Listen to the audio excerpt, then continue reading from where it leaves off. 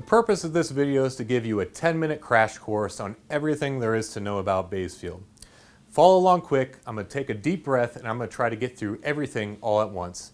If you want to dive deeper into the individual modules and applications, we have separate videos for that. This is just a 50,000-foot view of the entire product. This is the web portal which you use on a daily basis. What's behind the scenes here is our data engine manager, which aggregates all the live and historical data from your wind or solar plant into one place. From that one place or that one server, we then host up this web portal, give you access as a certain user with certain privileges, which you can see here. Documentation is loaded into the portal also right next to it, so you can see and read about all the applications, etc. Besides the title bar here, we have our navigation menu on the left. This is where you go through our different modules. Quickly, I'll go through monitoring, analysis, and operations today. So monitoring is the base module that comes with Bazefield. This is your real-time portal to see what assets are down, how long they've been down, and what alarms have come in. It also allows you to create your own custom dashboards and visualization. Analysis is then building on that. It's our standard suite of applications where you want to do more historical trending of data, availability management, and power curve applications. Operations is then a complementary module where you can then manage different aspects about your plant, work orders, site access points, etc. So it doesn't deal with the SCADA data per se, but it's a complementary to the monitoring and analysis module. So let's hop into the monitoring module first, go through some of the applications. What we typically do is we start off the customer with a geographical overview of their fleet with both all types of assets with live KPIs demonstrated here. We'll typically use a linked dashboard across the top to break across the different geographical regions. So if you want to deep dive into the US wind farms here, we have our interactive JavaScript plot here of the wind farm locations, and then real-time KPIs of operational status, wind speed, and production. Basically, the way that Bazefield works is, as you can see, some of the turbine models that we've dealt with in the past.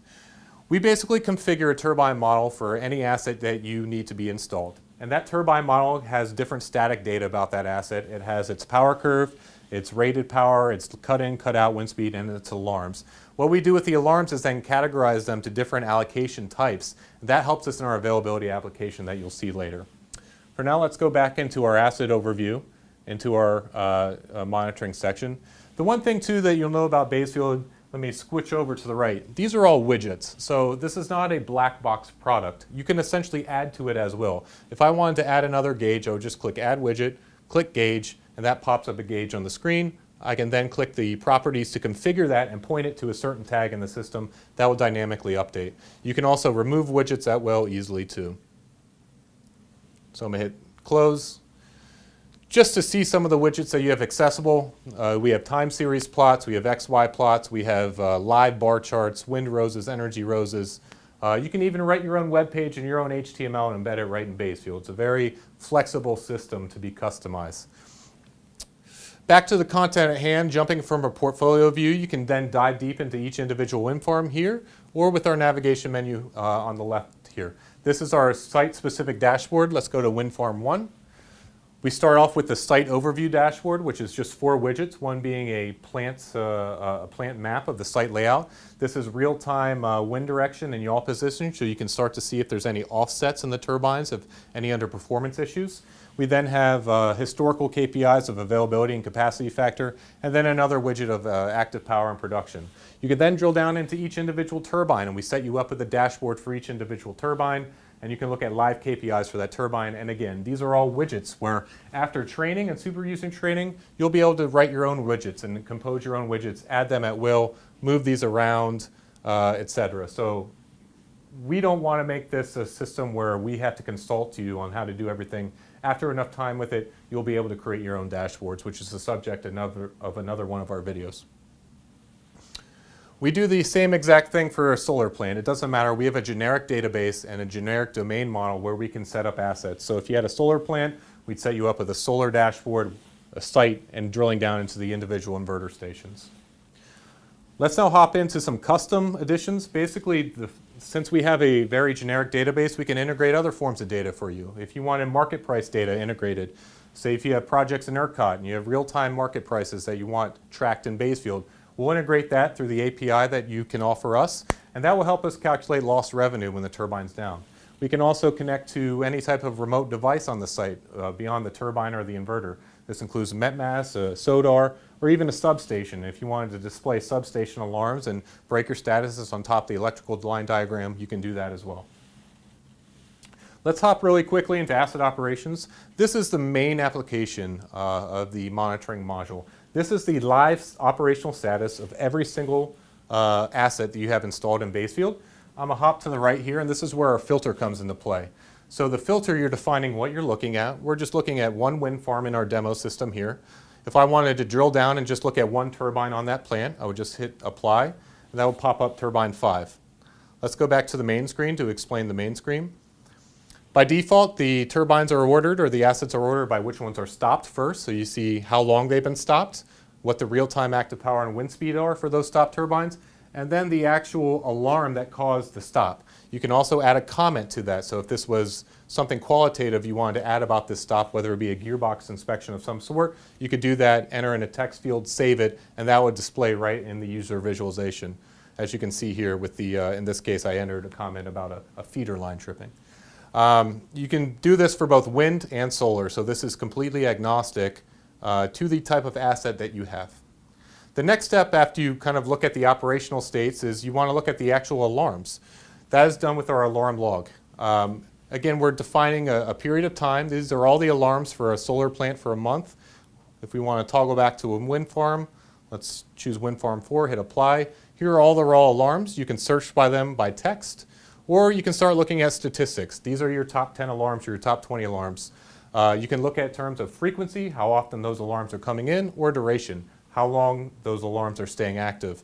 And again, you can toggle in the different types of visualizations, whether it be a bar chart or a pie chart. And then down here, you can drill down and see what turbines are affected most by that alarm. So you have your 900 pause pressed on keyboard. Here's all the turbines that were affected. The highest ones most affected are up top. You can also toggle into an asset-based perspective. So now you're not looking at the alarms in the pie chart, you're looking at what assets are having the most alarms.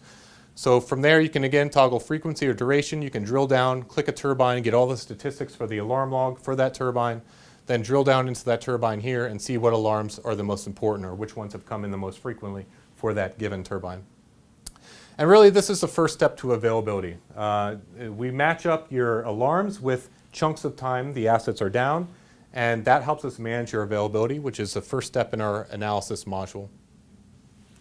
So basically we take all these alarms, we store them for all of time, and we match them up with allocations that we call. These are essentially periods of time that the turbine has been down. So you can look at it as a list view, or you could load up a timeline view and you could look at things from a Gantt chart perspective. And this is a little helpful if you have a lot of turbines and you want to see visually when the turbines are going down. So green are run periods, red are stop periods. Let's go to the beginning period of time here. And you can just toggle through them. If you want to dive deeper into an asset, you see that turbine 15 has stopped repetitively. You want to see what alarms and what causes that. You can just double click that. That will bring you into a asset-based look at that allocation. And you can do the same thing. Basically, you can scroll through here, see the time of the day or the time of the month that turbine's down. And once you stop and you want to look at an allocation or two, once you stop, the actual physical data will pop up here on the axis. So it's completely dynamic based on what time frame you're choosing. You also might want to edit these allocations. So for example, pause pressed on keyboard. It's not a very specific reason for the turbine being down. Maybe this was a gearbox inspection. To change this, all you have to do is hit override, hit edit, and now you can change the category dynamically. If you wanted a gearbox related issue, hit gearbox. You can also add a label to this. So a label is like a hashtag. So if this was maybe a gearbox inspection related to end of warranty maintenance, you could type in a label, hit save. Now that puts a little label there. Finally, what you want to do is then roll up your losses within these categories and these labels. So to do that, you look at your statistics. This is the same concept as your alarm log statistics, but you're doing so now with the categories. These are the categories causing you the most lost energy, and also we have the dollars here. So this will be based on your PPA or PTC or your spot market pricing if you're in a merchant plan. And again, if you click a category, you see all the causes or all the losses associated with that category. You can drill into a certain category down here. So if you want to see what turbines are most affected by electrical related issues, just drill into that and have your top issues here. You can also look at things again from an asset-based perspective. You just want to know as an asset manager, what are my worst 10 turbines causing me the most lost energy? To do that, you just toggle assets in this view. And now the pie chart here, once it loads, will show you a breakdown of your worst turbines in terms of lost megawatt hours and lost dollars. You can also use the label that I just showed to categorize and group your lost energy. So if I click labels here, I'll automatically roll up all my losses and my statistics within that label of end of warranty maintenance. So if I had 20 allocations I labeled as end of warranty maintenance, those statistics are dynamically calculated right here. So a very powerful application, probably our most used application in Bazefield. And of course you can export all this data to an Excel format too if you wanted to slice and dice your data that way. I'm going to switch over the screen and go over our power curve application. That's obviously the other part of your plant performance is managing your uptime. So real quickly in Power Curve, like the availability in other applications, it's built on our filter. So in this case, we're looking at 10 days. We're looking at 2 turbines in a certain wind farm. I can toggle which turbine I look at in this case. I can also do a comparison analysis. So if I want to compare these 2 turbines, just hit compare. This will plot out both turbines in the same view. And these are neighboring turbines. You can see one is clearly underperforming the other. That's typically a parameter issue that you can easily fix. You might also want to set some type of performance alarm for this underperforming turbine 11. To do that, you would just click T11, hit performance. You would set some basic detection rules up. So maybe you would change this to a 1 hour and 10%. So every hour it will check if the turbine's underperforming. And if that alarm triggers, what you'll see back in your asset operations is a physical little icon that turbine's underperforming right here. And that can be also configured to an SMS or email. So basically any tag can be set up as an alarm within Bazefield, and you can set thresholds to the value of that tag.